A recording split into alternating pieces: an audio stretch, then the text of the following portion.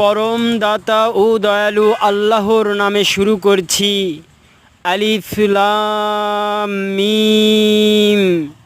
মানুষ কি মনে করে যে আমরা ঈমান এনেছি বললেই তাদের ছেড়ে দেওয়া হবে আর তাদের পরীক্ষা করা হবে না? আর আমি তো তাদের পূর্ববর্তীদের পরীক্ষা করেছি।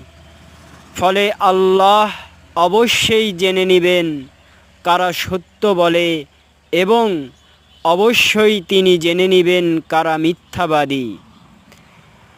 নাকি যারা পাপ কাজ করে তারা মনে করে যে তারা আমাকে রেখে সামনে চলে যাবে। কতই না নিকৃষ্ট যা তারা ফয়সালা করে।